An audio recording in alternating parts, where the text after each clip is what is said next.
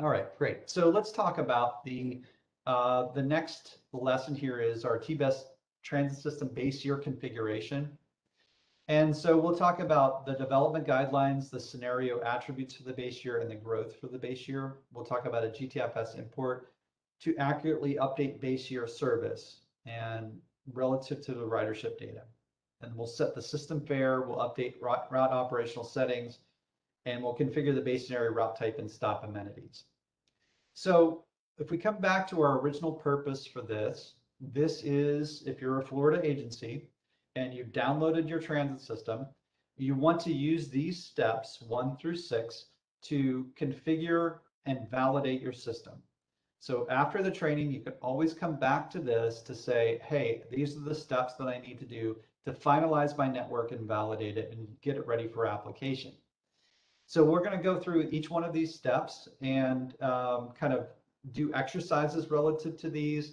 And I won't go into all the specific details, but number 1 is configure the transit system. 2 is define base scenario attributes. 3 is to set the growth rates for the socioeconomic data.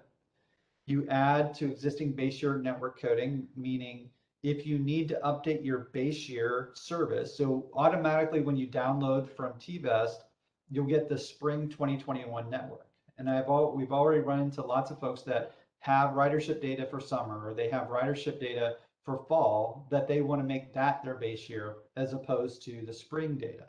So that is this step, which is optional. If you want to use the spring, you can, but if you want to use the fall, you'll need to use your GTFS and bring that data in.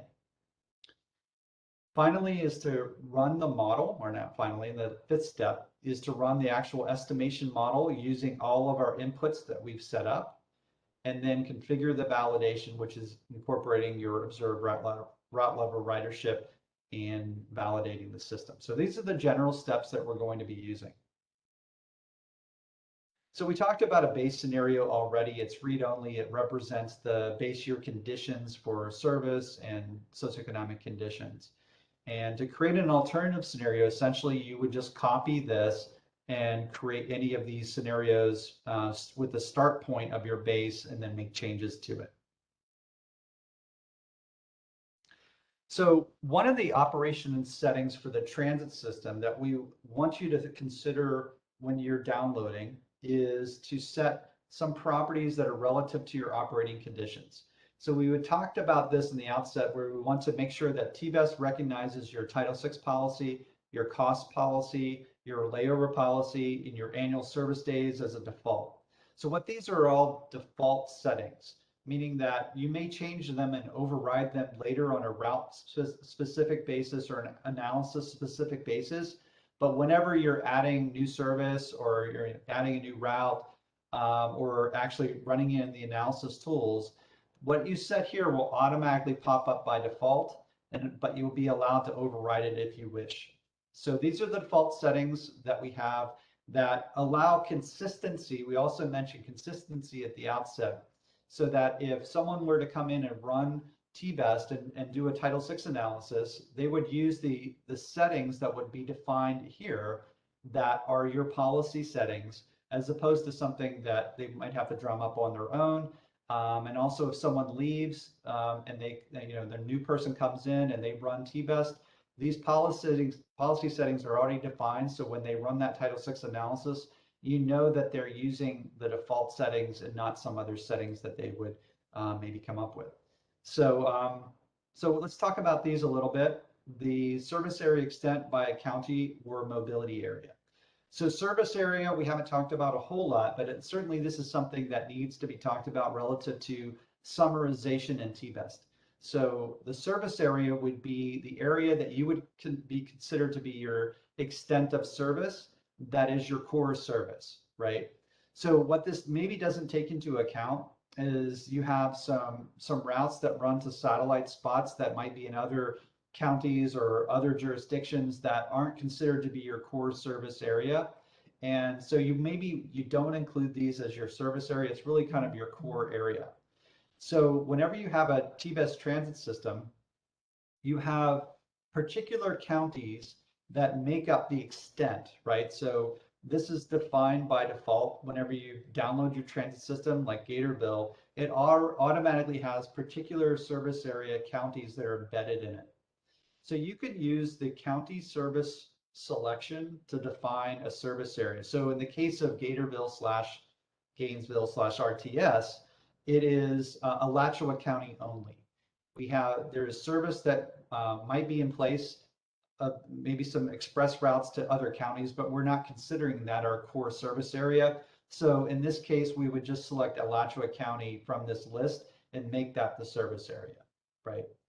Likewise, if we have a mobility area, so if you remember our mobility area definitions, we had the city of Gainesville. We could also have Alachua County in there. And if Alachua County or some other geography makes up your service area, you can have a unique geography to be your service area. So you can be defined from a mobility area / unique geography if you wish. So that's an important part of the overall kind of framework in TBEST, is that service area is going to be used a lot, especially in Title VI, to calculate, average percent minority, low income, disadvantaged population. And then this is a pretty critical piece of the puzzle for doing that. Okay, so default operating cost at either service hour or service mile, you would enter the value that you trust and are comfortable with. You can also have this as a split cost formula. So if you do it in both hours and miles, then you can enter both of them and it would be reflective. What I would not say that you should do is say, well, our revenue or operating cost per hour is $100 and our per mile is 6.81. You don't enter both. You either one or the other, or if you do a split cost formula, then it would be both, but only if it's split cost. Okay. Default layover and vehicle pattern parameters. So you have minimum percent layover time and the vehicle seat capacity. So whenever you're creating a new route in TBEST, it will automatically populate these. Your Title VI income thresholds, this values comes from the Department of Health and Human Services. So this is something actually is updated to the 2021 data inside of TBEST. So these would be reflective of that. You can change these. So if you have numbers that are reflective of your local environment, that's where you would set these values here that would be more reflective of localized poverty thresholds. For Title VI policy parameters, we have the walk market capture distance, the disparate impact threshold, which could vary, but at a minimum, it has to be 20%. The poverty income percent increase is 150%, which is by default, which is consistent with FTA guidance, but you can change that if you wish. Many agencies do have a different number there, but you would have to look at your own policy parameters to say. Now, the default annual service days are relative to whatever year you would want. So whenever you create a new route, these are the values that will be populated into the route, but then you can override them at any time. So Alicia, to go back to your question about the service days. So if you come into your transit system and set these parameters, let's say we turn over to 2022 and these annual service days will change, then you can make that change here. And then you can also change your routes as well to reflect the number of service days for 2022.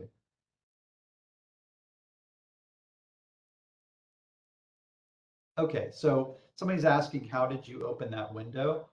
And so I'll just do that right now. So I'm going to close this scenario and go to our Gatorville system. And if you right click on Gatorville, you can get to operation and policy settings. So that's how I got to this. So we're going to run through this actually in an exercise, but somebody asked the question, so I'll just show them how to do it. Okay. So now we talked about how you would download a transit system in TBEST for Florida agencies.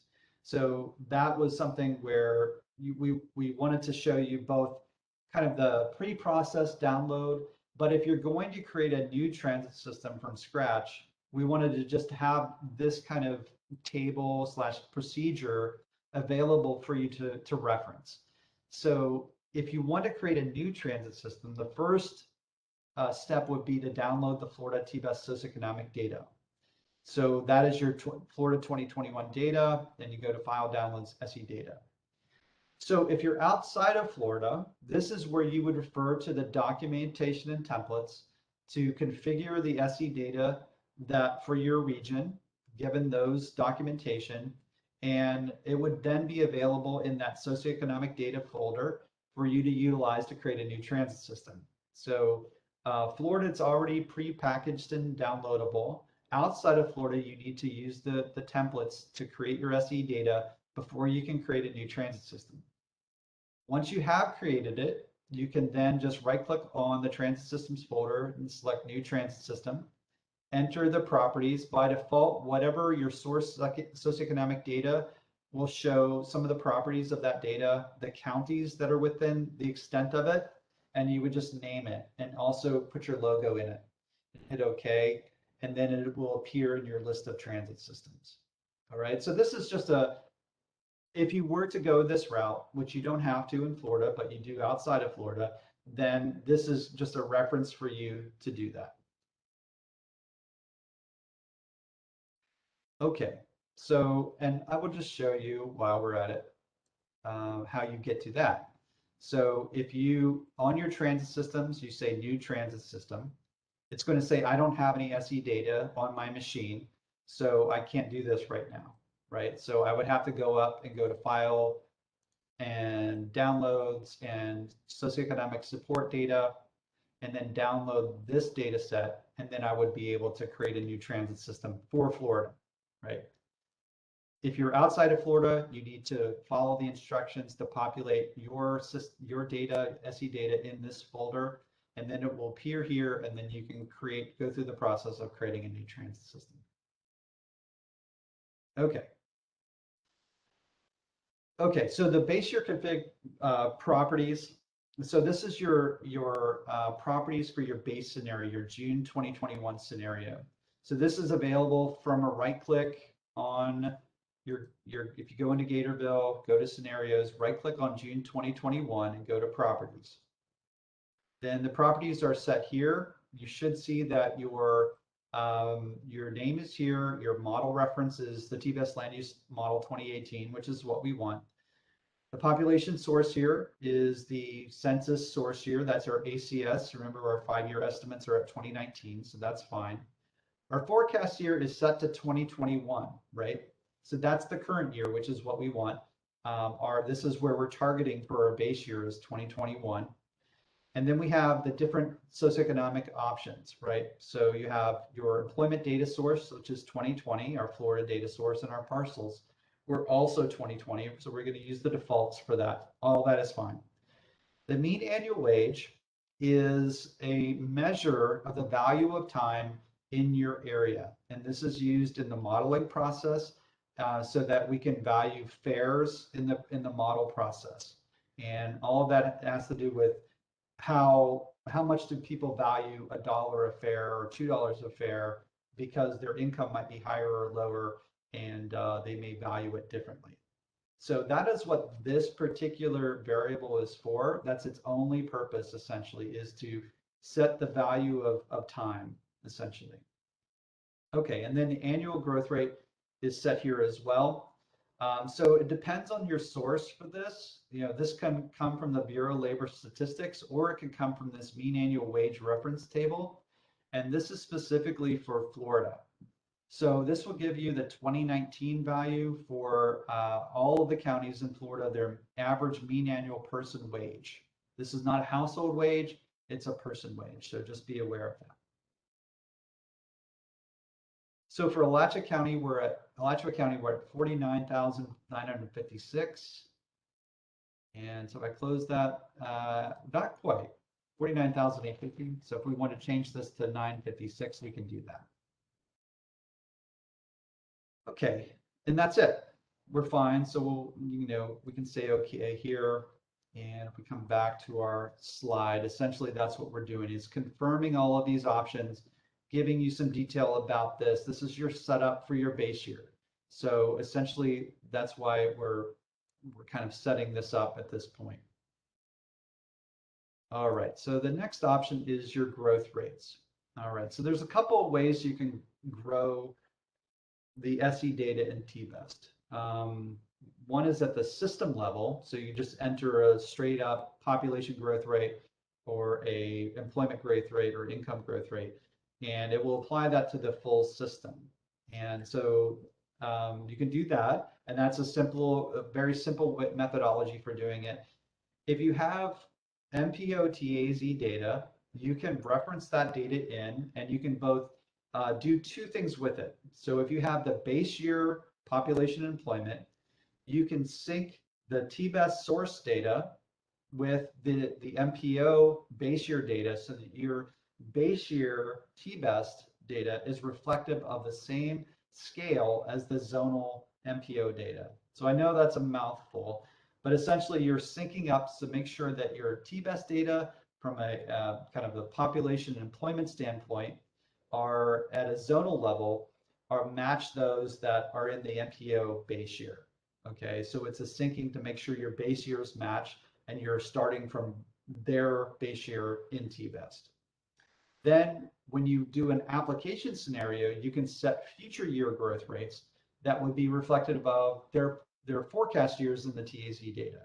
So you would reference in the TAZ data set that has their future year data and then set the growth rates and how they connect up in TBEST. So we'll go through all of that in an exercise, but just so you know that there are two levels of growth, both system level and at the TAZ level, and you can also sync your source data and TBEST to the MPO base year.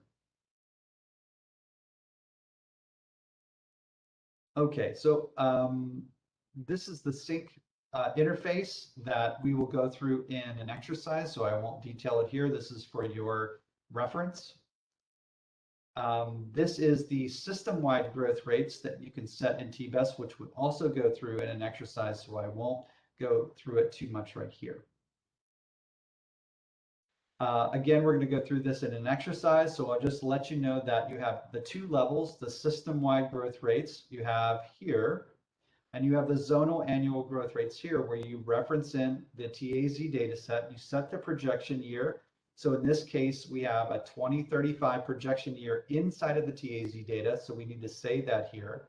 And then we would reference our TBEST variable for total population to the data that's in the TAZ. So the TOPOP35 field in that shapefile, the input shapefile, represents the 2035 population and employment, or population in this case, but you would set the variable for employment as well and other attributes as you see fit.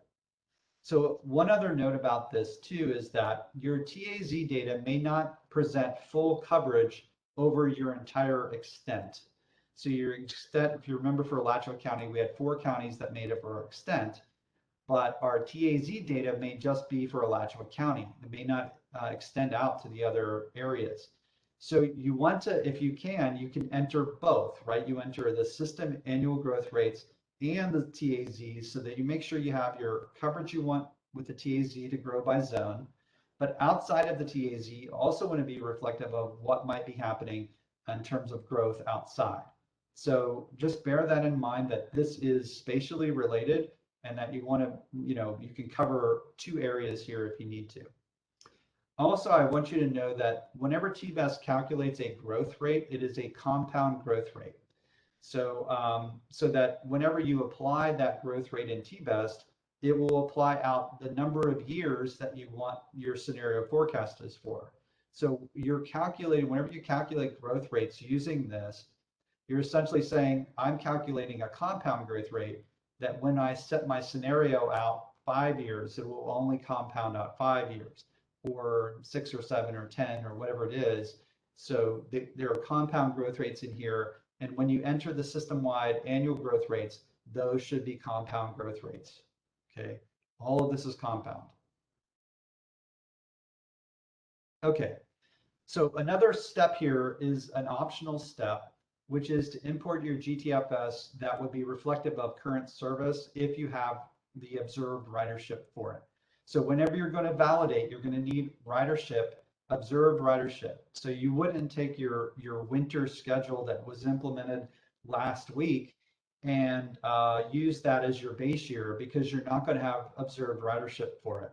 So you have to make sure you go back far enough in time where you have ridership data available that you can match up your service from the GTFS with the observed ridership on the ground.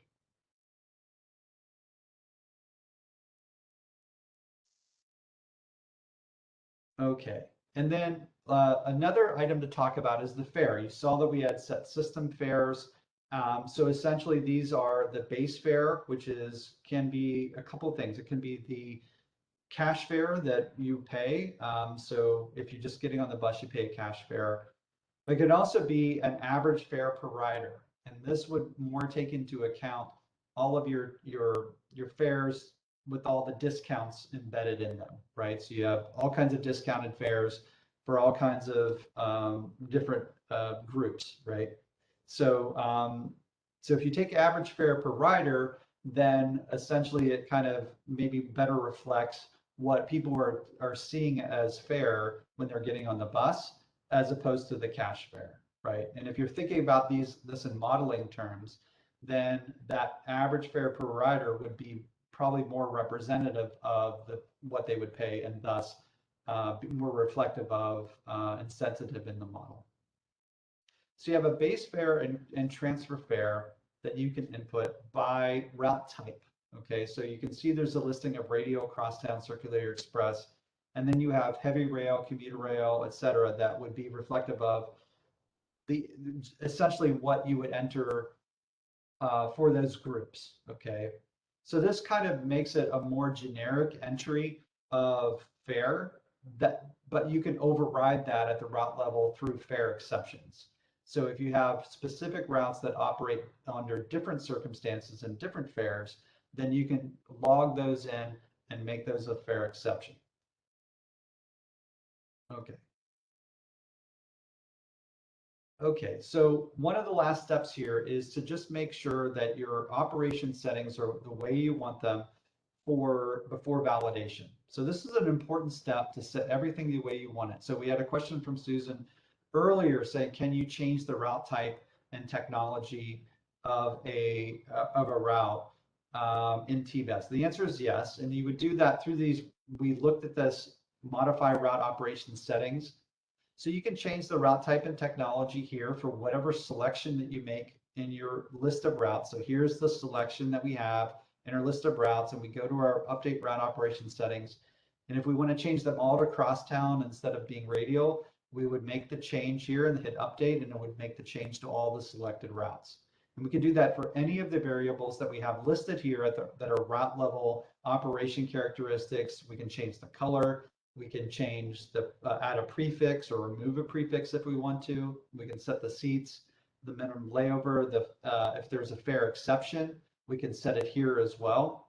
We can add interline routes. We can change the service days and set the cost, right? So all of these are based on a selection that you make in the routes list. You can make whatever updates and changes you want to your base network, so that it's reflective of what it actually is operationally. So the point is to get as close to all the operating characteristics as possible in your base year, so that when you do your applications, all this gets transferred over to your application years, and maybe you need to modify it a little bit in the future, maybe. But you don't, it's set to be what you're operating at. And then finally in this grouping, before you would validate and you want to update any stop special generators and amenities. So by default, we had entered, I said shopping malls, university, I think some hospitals are in there, transfer stations are in there. So at the stop level, you can make these updates, and then they'll be there forever in your TBEST. So you do that once, and as long as you kind of maintain your same stops, you may add stops in the future, et cetera, which you then may need to add later on. But essentially, as you're doing this in application mode, you always have these set and can use them in your applications. So again, I think we talked about this earlier. We have this calculator to do this, and we will also go through that as part of our next exercise, which we were on to right now. Any questions, Matt, out there? There was a question from Susan about what does the interline route setting do? And I guess the definition of interlines in TBEST. Yeah, essentially what that is, Susan, it's somewhat generic in that if you have two routes that meet at endpoints, so they will essentially not be any transfer penalty between them. So if you're thinking about it in terms of accessibility, network accessibility, if you're routing through that particular on a route and you go to transfer and you see that it's interlined, the system sees that it's interlined, then essentially it continues on, right? Minus any kind of you know difference in their departure times. So just be aware of that. That it's kind of generic. It automatically calculates the endpoints for you. All you are is setting that these two routes interline generically, and then it will do that for you. Now I know that there's all kinds of specifics on interlines where it does it, at certain times of the day, and there's really can be very specific on that. TBEST doesn't do that. It does it generically because it's that's more of your operations software that would do something like that, and we're doing it only generically. Hopefully that answers your question. Okay, so let's walk through this exercise, and then after the exercise, we will go to lunch.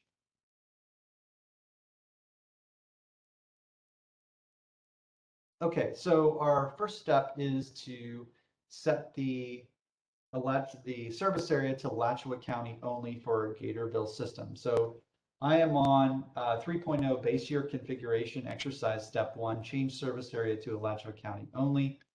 So in the TBEST Explorer window, right click on Gatorville Transit System and open the operation and policy settings. We did do this already, where we go to operation and policy settings, and we're going to uncheck Levy, Gilchrist, and Columbia, and only set our service area definition to Alachua County only. And everything else looks okay. The defaults are fine. If we wanted to make any changes here, we could, but this looks okay. We'll just say okay. All right, so the next slide is step 2, verify Gatorville Transit System properties. So in TBEST Explorer, right-click on the Gatorville Transit System and select Properties menu option. So we're going to right-click on Gatorville, and this time we're going to select Properties. So what you can see is that we have our Gatorville system. It was the original source socioeconomic data was our Florida 2021 data set, which is good. It has the properties of that data set here, which you can view. You can edit you can view the extent by county. So whenever we set up this data set, we set it specifically to these counties, right? So let's say that you're downloading your data set, your transit system from TBEST, and you see, well, actually, we have service into, I don't know, another county that's close in there. I can't remember my counties. Let's say Marion County. Okay, so you're going down to Marion County and into Ocala, and you want to include Marion County in this, right? So, so what you would need to do is download the Florida 2021 and update this using this tool. Right-click Socioeconomic Updates, and then import from TBEST support data. And when you do that, you can redefine the extent of your counties. So that's really the only way to do that, is to download the SE data and run that tool. And then you can expand the counties out to as many as you wish.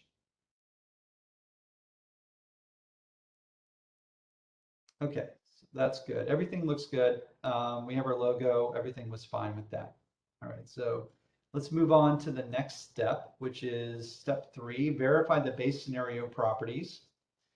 So let's right click on our June 2021 scenarios. The transit system level, we're fine. June 2021 scenario, we want to set the properties for that. So we want to verify the name is June 2021. TBEST land use model 2018 is the model structure. Our forecast year is 2021. This is a very important number in all of TBEST and whatever you're doing. So especially if you're creating future year scenarios, you must remember to say The scenario forecast year is 2030 or whatever you want it to be. So you always want to pay attention to this number and make sure that whenever you're doing a forecast year that isn't the current year, that it goes out into the future. And for those of you outside of Florida, if you're doing creating a new scenario and it will ask you for the forecast year, you want to make sure that you set it here as well. Okay, so the service area wages were set to 49,850. I actually modified those based on the mean annual wage reference table. You can do that as well.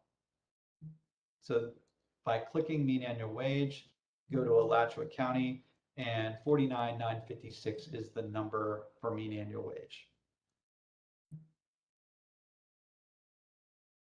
The growth rate we can set to 0%. If this is, since this is 2019 data, then we may want to set this to a 1% growth because we may have seen some growth in wages. It depends on the statistics for that. Certainly that data would be available online to see how much wages have grown in your local area over the course of a couple of years.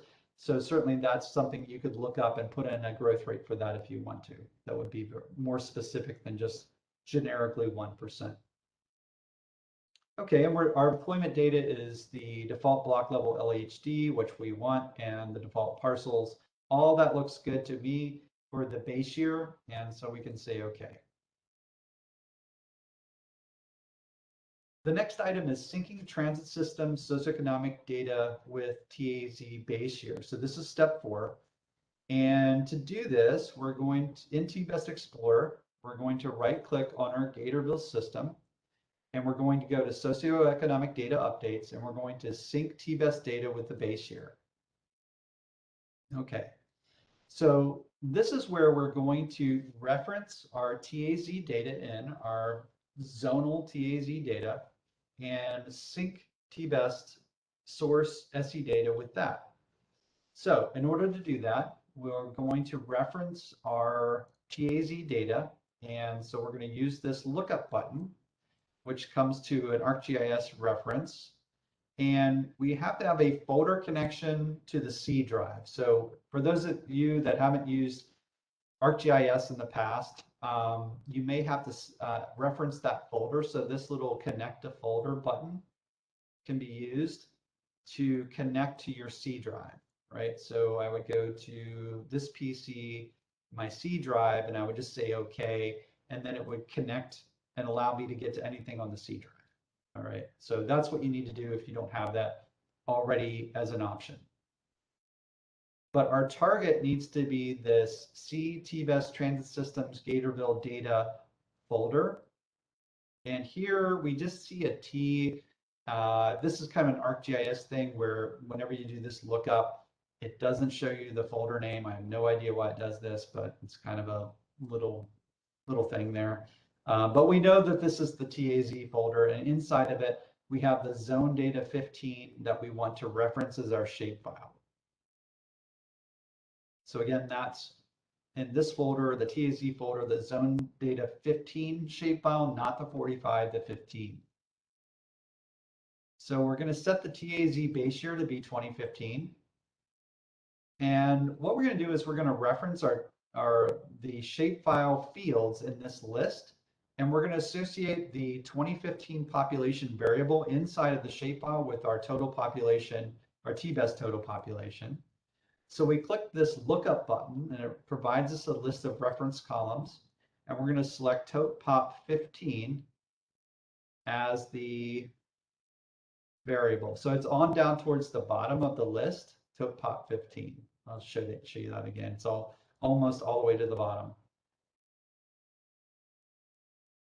And we're also going to set the total employment attribute, and that is TOEMP, which exists here. So it's more towards the top.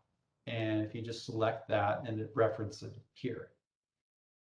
Okay, so that's all we're going to set for right now. If you have classified employment, you can do it more discreetly. So if you're able to say, I have service, industrial, and commercial separated out into individual fields in the TAZ data, then you can reference each one of those individually, and the growth would then be very specific for those sectors for within TBEST, right? So it'll do the matching on each one of those sectors as opposed to just total employment.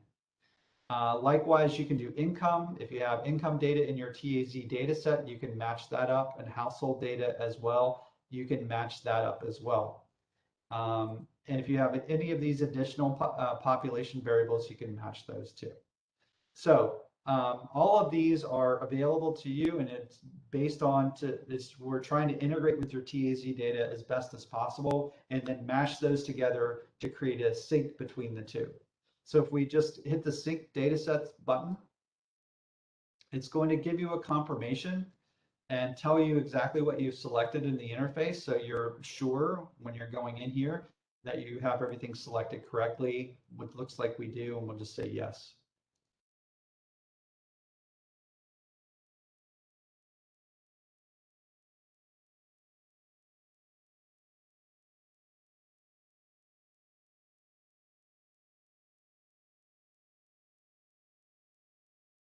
Okay, so that's great. So that is set and it's synced up. So what I want to show you, and you can just kind of watch this, but and yours might still be running, so that's fine too. But if you go to the properties on June 2021, what you'll see now is that the population source year got changed to the base year of the TAZ data, as did the LEHD and as did the default parcels, because essentially we synced them back to 2015 because that was our TAZ data. So whenever we go to apply our growth rates, it's completely together with the TAZ data from the MPO. Now, I can think of lots of reasons why you wouldn't want to do that, especially if you're doing Title VI analysis. You don't want to necessarily go backwards in time. So, so that's something to consider here as well, is that this isn't, that's an optional thing to do, is that syncing. You don't have to do that. So if you just want to do this for a Title VI analysis, you may not do that. You may not go through that process. So, so just bear that in mind whenever you're doing this, that, you know, this is more for model application because we're going to set it and kind of merge it with the growth rates for the TAZ, but there are other applications where you may not want to do that. Okay, so our next task is to set the base year socioeconomic growth rates. So we're going to go into our June 2021 scenario and select socioeconomic growth rates. So by right-clicking on June 2021, we can go to socioeconomic growth rates, and we're going to set the total population growth rate to 1%. And it automatically fill in all of the other boxes. And we're also going to set the 1.5 for employment. So everything else is okay. We're going to accept that households is also going to grow at 1% and income is also going to grow at 1%. All of that looks okay to me for a generic growth that would happen outside of my TAZ boundary. Now, we're also going to check this import future year socioeconomic projections, and we're going to reference our zone data 45 shapefile that exists here in the Gator build data TAZ folder. And I'm sorry if I'm going fast. I know this is a lot of steps, but hopefully you can follow along either from the instructions or from my voice or both to help you get along here. But I'll just pause here just for 10 seconds. Hopefully everyone can catch up. If you haven't, just let us know.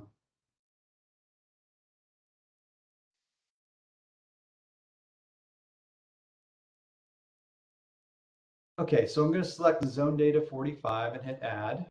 And so now it references in here, and we can set the projection year to 2045 because that is our TAZ projection year. And we're going to go to the total population. We're going to reference the top 45 variable, which exists down here towards the bottom, top 45. So that matches our total population variable in TBEST. We're going to do the same for employment. So we'll switch tabs over to employment and go to tote EMP and select that. So once we've made those two selections, we'll hit set growth rates, yes to confirm, and we'll go through and set those. and it'll say yes when it's done and say okay. Yours may take a little bit, step or two more, a little more time, but that's okay. So our next task is to go into, and this is exercise step 6, set the system fares. So in TBEST Explorer, right click on the June 2020 scenario and set fare levels. Select fare levels from the menu. Okay, so we have one fare that's already set at $1.50, and we want to make sure that it's set for all of our routes. So we're actually going to change this, and I like to double click on it and do a Control-C, copy it, and then I can just kind of paste it in as many times as I want. If I double click inside of the cell, that'll allow me to just paste it in. And we're going to set it for all of our route types. We're not going to have rail as part of this or any of these other route types. We're just going to have our standard route types that are available with no transfer fare. Just note that you can also set the fare exception here. If you click this button, it will allow you to select a route. Let's say Route 125, instead of having a base fare of $1.50, has a $2 fare. You can set that here, hit close, and all of a sudden now you have Route 125 is an exception to the fare. And whenever you go to run the model on it or do analysis on it, it will pick up that that fare is different than the other fares in the system. Right now, I'm going to go ahead and remove that. It was just an example. I'm just going to delete it and hit close, and we're back to 0 fare exceptions. Okay, so this looks good to me for all of our base fare conditions. As I mentioned, this could be an average fare per rider. This is the cash fare coming in, but you could take the extra step of evaluating all these as an average fare per rider and then putting them in on a per route type basis, and then you would have that in this as well. But cash fare is fine. Okay, so let's go to our next task, which is update route type and operational settings. Okay. So what we're going to do is in the routes panel, so first of all, we need to open our June 2021 scenario. So I'm going to right click on it and say open scenario network editor. And we have our June 2021 scenario in the network editor. And go to the routes panel and review the operation settings for each route. So we're going to expand this out and just take a look at the route settings, right? So here are the settings by default. Select multiple routes by holding Control and Shift while clicking, right? So we can do that and hit Control or Shift to select individuals. Oh, that's good. So when selection is complete, right-click on the selected routes and select Update Route Operational Settings from the context menu. So with this selection that I have, I'm going to right-click on it, and your selection could be different. It doesn't have to be this exact selection. From the context menu, I'm going to select Update Route Operation Settings. And that brings us to this form that we've seen before. And we're going to change all of these route types or just verify the following. The route type, if we want to set all of these to crosstown, we can do that, or we can just keep them as radial. That's fine. You can change the route type, technology, color, operating cost, yes, verify these are selected, and that the route cost is $6.81 per revenue mile. It is that, and these are all set to radial. If we wanted to change these to crosstown, we would change this value here and we would hit update and yes, and then these routes would change to crosstown. So that's basically how you make a type change, route type change, and a technology change would work the same. So we're actually going to switch those back. We'll make them radial, and because that's what they are. And the difference between a radial route and a crosstown is that the radial would kind of service the downtown station and kind of spoke out in different directions from the central station, whereas a crosstown would operate outside of the downtown potentially and serve more as a connector route to your radial routes on the periphery. Yes, we are going to show the route types are here, and we will get into the details of that when we start network coding. But for now, we'll just leave it that you can change them, and you can change any of these types as well. You can also change the color. If I want to make all of these routes green, then I can just hit update here, and then all of a sudden they're all green, both in the list and in the map. And that doesn't impact anything other than display.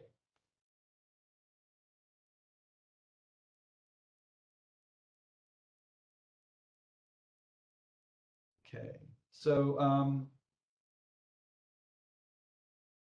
okay, so let's close this route operation and policy settings, and then save the scenario. Now we've made a couple of changes and we want to save it. So if it's enabled, click this Save Scenario button on the upper left corner of your main toolbar, or you can go to the File menu and hit Save Scenario. It's up to you. Hit Save Scenario right here.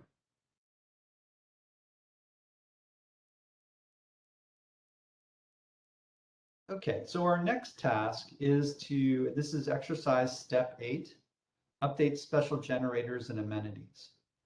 So on the map display, zoom into the Oaks Mall. You can see the location in the map on the exercise where it has a red box around the Oaks Mall, which is generally on Route 75. So here is Route 75 that kind of runs southeast to northwest. And our Oaks Mall exists right in this area, sorry, this general area right here. So what we want to do is zoom in using our zoom in tool on the map toolbar. We'll zoom in a little bit here, see where we're at. And essentially right in this location is the Oaks Mall, right? Yes, Oaks Mall. Okay. So it should look something like this where you can get to it. Another way to show this so that it makes a little more sense too, and I'm going to resize my routes panel so I can have a little more map real estate. I'm going to switch my map to the topo map, which I like. I think it gives a little more detail. So actually I'm in the wrong location. Sorry. I'm at Santa Fe College. I need to go a little bit further south. So I can use my pan tool here and just pan the map.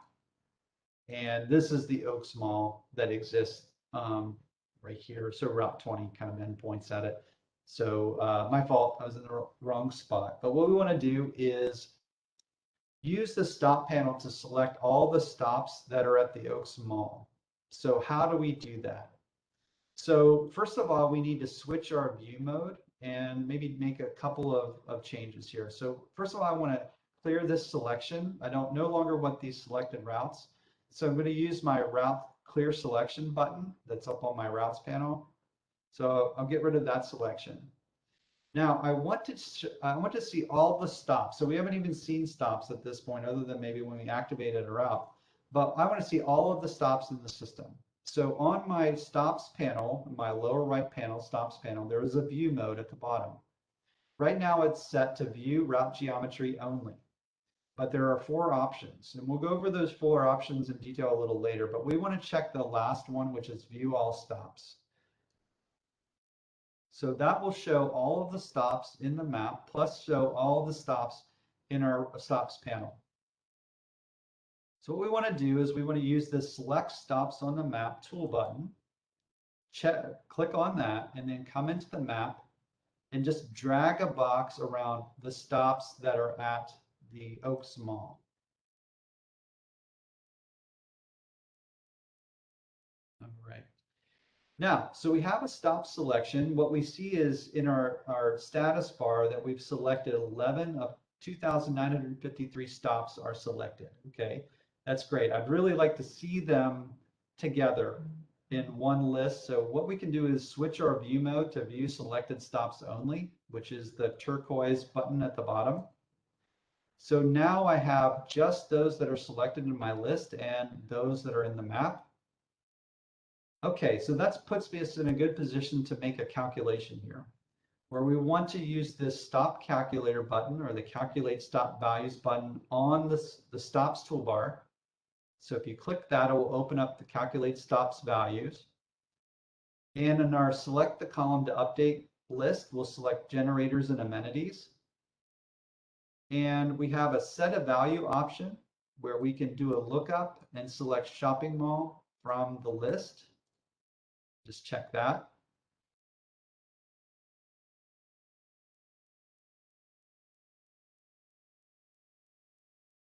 Okay. And once we've checked it, we will hit update. And you'll see that it populates shopping mall generator / amenity to the list. So what we've done is we've coded all the stops at Oaks Mall to say that they are at a shopping mall, right? We're telling TBEST that these exist at a shopping mall. Now, the point here is that what you would do is if you're an agency and you're doing this, you would then kind of go and code your different amenities and generators for your stops in the system before you validate, because you want to have all those in there prior to validation so they can be there in perpetuity. It's kind of a one-time process. I mean, obviously there are going to be changes in the future, maybe add new stops, et cetera, that you may need to update, but essentially your core stops will remain the same and they'll always be coded with what you have, and you can always change them later if you need to in terms of your amenities. Okay, so let's save all of these changes. You can close the calculate value. We'll save our scenario. And when we come back after lunch, we're going to talk about run a model, talking about the model in a little more detail, and then validate the system, and then create some application scenarios this afternoon using the network editor and the GTFS import. Rodney, So, yes. Yes, a couple of questions before Okay. we do that. Mhm. So Susan asks, what if you don't allow transfers? For when you set the fare policy, would the transfer fare be set to whatever the original fare is, or how would you work that if you don't allow transfers in your system, or don't allow free transfers, for example? Okay, so you don't allow free transfers, then yeah, just setting the transfer fare would then, whenever you're running the model, it would use that fare as kind of a component of impedance to say that, yes, you have to pay that fare, and thus would maybe discourage it a little more in your accessibility calculations. So, Yes. but what you're saying is you don't allow transfers without paying, right? I think that's So, what you means, yeah, yes. so basically, Yeah, that's exactly what I meant. Thank yeah, you. right. So, yeah, so if you set the transfer fare, then it forces that penalty whenever you transfer anywhere in the system. I think that would address my interline issue too, because they would not have a transfer fare because you can move on those interline buses. So that might address that same issue. Thank you. Right. Mm-hmm. Albert asks, can you set transfer fares to be different based on the mode riders are transferring from? Example, bus to bus is free, but bus to rail has a cost that is more than zero, but less than the base fare for rail. So how do you count for different transfers from different modes and setting different fare rates for those riders? Yeah, I mean, you can get, certainly you set the transfer fare for rail. Let's say that it's $2, then, everyone transferring to rail, no matter what mode they're transferring from, would pay the $2. Well, I guess, yeah, because that would be a transfer, right? They were on bus and they go to rail, then they would have to pay the rail transfer fee. Although it depends on how your system works. If they determine that's a first boarding, then that's separate. If your fare cards don't transfer from bus to rail, then it would probably treat it as a first transfer. But essentially, any mode, if you set the rail transfer fare to be a certain number, then any mode transferring into it will pay that fare, or they'll pay the base fare. I think the only thing that you'd be missing is a rail to rail transfer in that instance, but Right. that If might it's not. zero, yeah, Yeah. if that is zero, let's say bus to rail is $2, but rail to rail is zero, then that's a little more difficult to do. Then you might have to set different policies out for that, but we don't really get into that level of complication necessarily with this particular setup that we have. Um, Tara asks, I think she had a question about vehicle seats. What does that mean? Are you using crush load? Is it the actual seats? Yeah. Yeah, I think it's crush load. I mean, basically it's up to you to determine what level of capacity you want to have in your system. So if you're setting for crush load, then yes, you would say that we want to go full capacity on our buses and crush load is fine. So whenever the model runs and it looks at capacity and it's filling up the bus and it says you filled up the bus, then it will stop loading people on. So that is the kind of the full intent of that particular capacity. It's a capacity constraint. So certainly you can go to crush load if you want to, or you can keep it at the actual seats. And in many cases, it doesn't matter, especially now that transit isn't really running highly at crush loads in most locations. Certainly there are routes that do, but yeah, that's up to you. It's your discretion. But TBEST sees that as a capacity constraint when it's running the ridership estimation model. And you just need to make sure it's consistently applied throughout your entire system. So you don't have one route that's crush load and one that's seat capacity, and that would mess it up a little bit. Yeah. I think, and then the last question about the number of stops that are layered on top of a single stop location. Are those unique to each route? It seems to be repeated on multiple routes. It is. It's unique to each route pattern. So it's every pattern that you would run into that. So, we go back to our definition of a T-best route. You can have multiple patterns that make up a route that would be directional plus different service like short turns and different things that you might do in your service. Every unique pattern that you have would represent unique stops in T-best. So we do have layered stops, so you can have multiple stops at the same location. All of them have the same stop name and time point name, etc.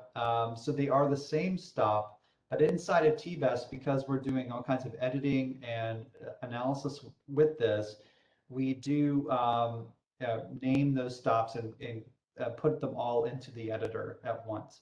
Yes, be aware of that there are layers of stops, and that's one of the reasons that we use that select tool whenever we're editing these generators and amenities, so that we can select all of the stops at that location that are all relative to individual patterns that access that particular stop location. That's really important to know for like bus bays and other sorts of transit centers where there could be multiple stops per bus, multiple routes per bus bay, patterns, etc. I think that's it, Rodney, in terms of questions.